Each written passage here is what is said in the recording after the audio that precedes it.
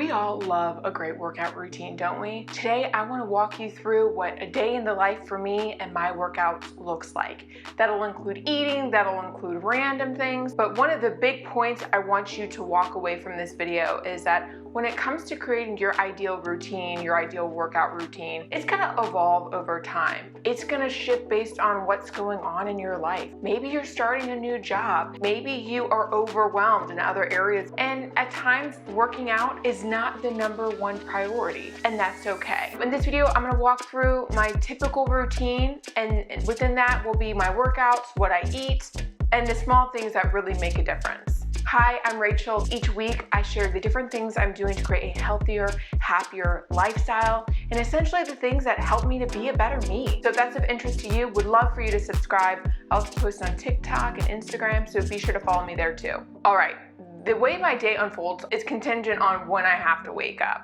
There are times where I have early meetings or maybe I don't, maybe I feel like I need some extra rest, and that'll really determine when I wake up. Especially on the weekends, I like to sleep in a little bit. But oftentimes, my husband and I get up around the same time.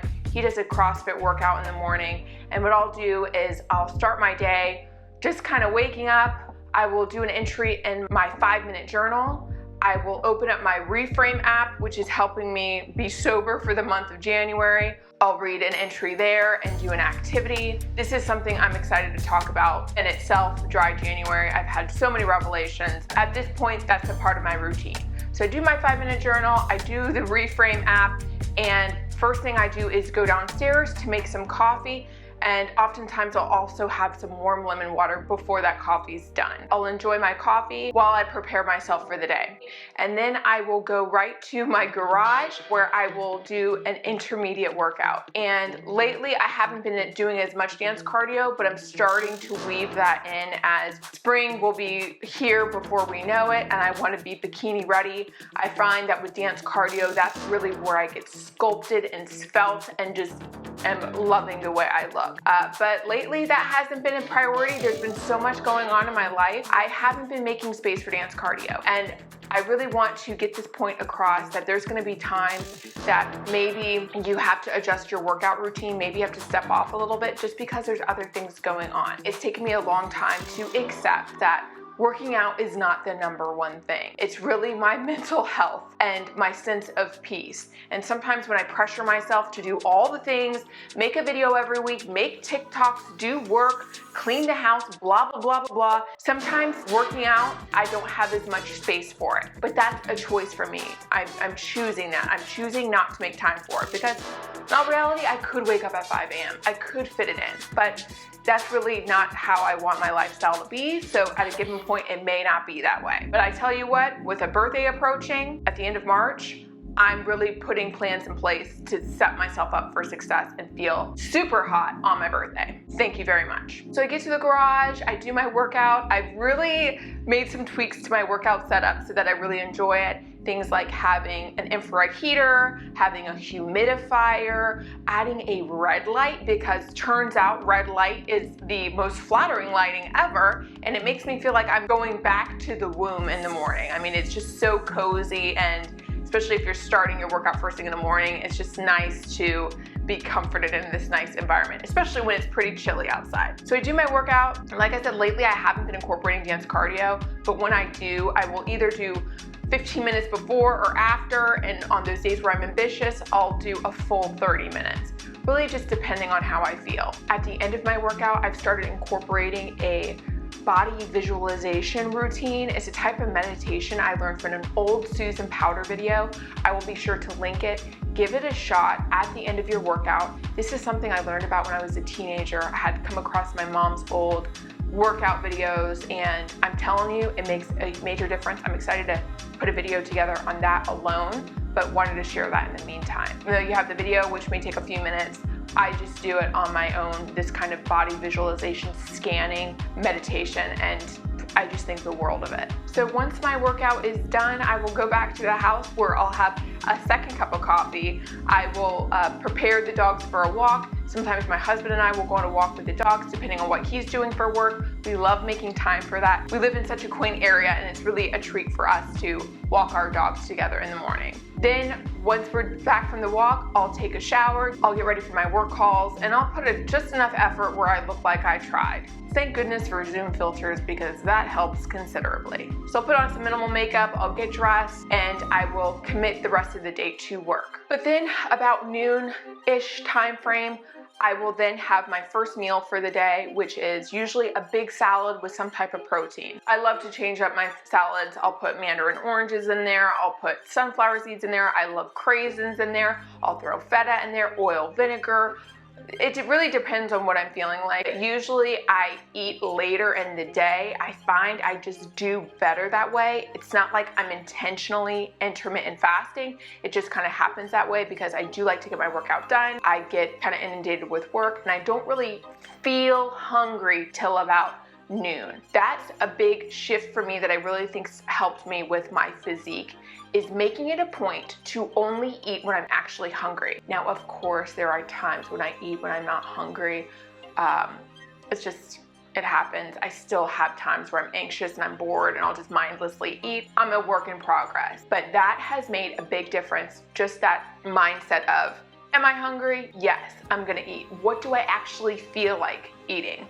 Most of the time that's a salad, believe it or not, but it's a hearty salad. It's a big salad, and for me, it's satisfying. So in addition to eating when I'm hungry, I also eat towards satisfaction. What's actually gonna satisfy me? That's also been a game changer for me because there are times where I'm really hungry and I just want a hearty sandwich. In the past, I would just force myself to eat certain foods that I thought were healthy, and then even though I was not technically hungry anymore, I wasn't satisfied. And that is a principle I learned from the book, Rules of Normal Eating. I share this book every chance I get. All that to say, eat later in the day because that's when I'm actually hungry, and usually I have a big hearty salad, but that's not always the case. Sometimes it's a sandwich, sometimes I'll have eggs and toast. It really depends. And that's even what I mean when I tell people I do intuitive eating or mindful eating. It's that eating when I'm hungry and eating what I actually feel like. One of the things I really need to improve on is being more consistent with hydration. I do have a big Yeti water bottle that I keep with me, but I don't always drink out of it.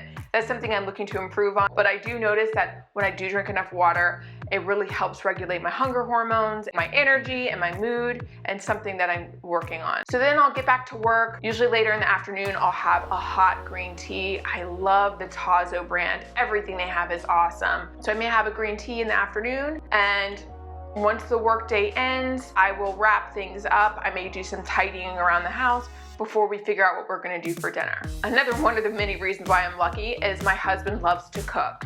And usually we'll have a meal planned out. Sometimes we won't, or sometimes he doesn't feel like cooking, in which case we'll order takeout, or we may go out to dinner. Usually when we go out to eat, we'll split a main course together and have a big salad or some type of greens, and that's the case at home as well. We'll just make a main meal. We usually have a big salad, but then there's times where we don't feel like salad. Something else I should add is that both Brandon and I have sweet teeth. We love having chocolate on hand. I usually keep different dark chocolate bars in the freezer or some peanut M&Ms. I'll have a piece, just a little bit of chocolate to really give me that chocolate fix I'm looking for. There are times when we go out to dinner and we know that the restaurant we're going to has a great chocolate dessert, and we really don't deprive ourselves at all. Everybody's so different, but I have learned, and it's taken me years, decades to learn this, that if I deprive myself, it is going to backfire in a major way. Although I'm not drinking right now, and I have just a handful of days left as I'm filming this video, in the past I've had a glass of wine maybe every other night, some weeks more than that, especially the holidays. I was drinking wine like every night. But now that I really dialed back the drinking, I realize how much better I sleep, how much better I feel when I don't drink at all. So I'll be very curious to see what my relationship with drinking is like into the months ahead. Which leads us to kind of the wind down period. Once we've had dinner, we'll usually hang out on the couch. It's just a nice time for us to hang out with our dogs. Maybe we'll watch a show together, but I really am working to incorporate reading more. So during the week, I'll often read on the couch while he'll do his own thing too. And while I'm reading, I love to have a nice hot cup of chamomile tea. Again, Tazo brand. I find it so comforting, so relaxing. I love the taste of it, and I just feel so calm with a book, with a great hot cup of tea, and with my babies and my husband near me. It's just my favorite part of the day. So once we've winded down for the night, that's when the kind of nighttime routine starts, where I'll do my skincare. Maybe I need to take another shower. I love moisturizing my whole body before I go to bed, putting on a lip mask, doing my eye cream, you know, all that jazz. I will do another entry in the 5-minute journal, do some more reading, and really just be quiet for the rest of the night. I find sleep is such an important part of my routine, because when I don't sleep, the next day I really feel it. I'm cranky, I'm irritable, I mean, everything will irritate me, and I get really hungry. I feel ravenous, and the kind of ravenous where nothing satisfies me. And that's where I really have to be careful, because for somebody with a history with an eating disorder, I really just have to keep that in check. So making sleep a priority is huge for me, and it makes me a better person for the next day. So that is a quick rundown of my daily workout routine and what I eat and kind of how I approach my day. This changes all the time. It changes especially when different things are going on in my life or I have different goals.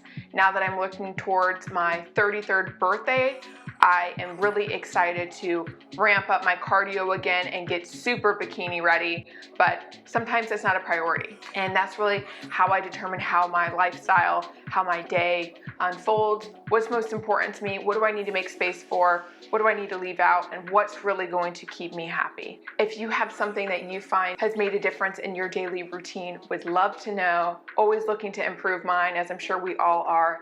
And as with every video, thank you so much for watching, and I hope to see you next time.